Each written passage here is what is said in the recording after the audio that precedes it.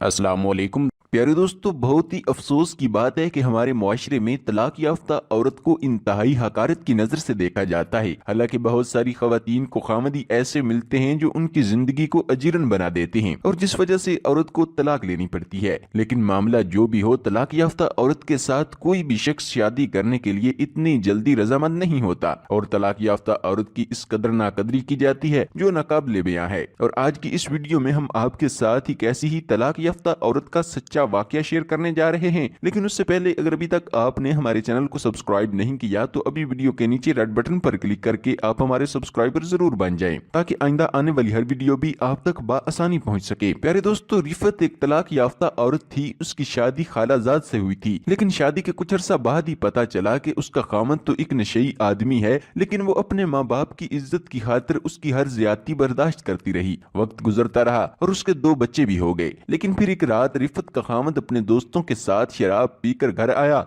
और आते ही रिफत और बच्चों पर टूट पड़ा। वो इस कदर नशे में डूबा था कि उसने अपनी बीवी बच्चों को इस कदर मारा कि मोहल्ले के लोग भी इकट्ठे हो गए। वो रिफत पर तरह तरह की इल्जाम तराशी भी करता रहा। रिफत ने सोच लिया कि आज उसका इस घर में आखिरी दिन है। अगली सुबह वो अपने माँ बाप के घर चली गई और फिर अदालत में केस करके उसने तलाक ले ली। तलाक के बाद उसकी जिंदगी और भी मुश्किल हो गई, क्योंकि उसके 2 छोटे छोटे बच्चे भी थे और भाइयों के घर रहना उसके लिए वैसे भी मुश्किल था। रिफत पढ़ी लिखी होने के साथ साथ एक खूबसूरत और समझदार औरत थी। उसे जल्द ही इस बात का एहसास हो गया कि वो अपने भाइयों पर बोझ है और उसे दूसरी शादी कर लेनी चाहिए। लेकिन अपने रिश्तेदारों में कोई शख्स भी उसके साथ शादी करने के लिए तैयार नहीं था, क्योंकि उसके 2 बच्चे भी थे और अब वो तलाक याफ्ता थी। साल गुजरने में देर न लगी और अब रिफत के बच्चे स्कूल जाने के काबिल हो चुके थे। रिफत के वालिदैन और उसके भाइयों ने बहुत कोशिश की कि कहीं न कहीं उनकी बेटी का रिश्ता हो जाए और वो इज्जत से अपनी जिंदगी गुजार सके। लेकिन बदकिस्मती से कोई शख्स भी रिफत के साथ शादी करने को तैयार न हुआ। वो अपने भाइयों पर बोझ नहीं बनना चाहती थी, इसलिए उसने एक प्राइवेट स्कूल में पढ़ाना शुरू कर दिया और एक किराए के मकान पर रहने लगी और साथ ही अपने बच्चों को उस स्कूल में दाखिल भी करवा दिया। नवीद साहब स्कूल के प्रिंसिपल होने के साथ साथ स्कूल के मालिक भी थे। अब नवीद साहब की उम्र तकरीबन 55 साल थी और वो रिफत की काबिलियत से काफी मुतासर थे और यही वजह थी कि वो दूसरी औरतों की निस्बत रिफत के ज्यादा करीब थे। नवीद साहब ने रिफत के बच्चों की तालीम का जुम्मा भी खुद उठा लिया और रिफत की तनख्वाह भी दूसरी टीचरों की निस्बत ज्यादा थी। अब ये खुदा तरसी थी या फिर रिफत की काबिलियत और खूबसूरती का कमाल था कि नवीद साहब दिन ब दिन उसके करीब ही होते चले जा रहे थे। रिफत ने भी इस बात को महसूस कर लिया था कि नवीद साहब उसमें दिलचस्पी लेने लगे हैं। नवीद साहब की बीवी 2 साल पहले हार्ट अटैक से फौत हो चुकी थी और उनकी अपनी कोई औलाद नहीं थी और यही वजह थी कि वो रिफत के बच्चों को अपनी औलाद की तरह ही समझते थे।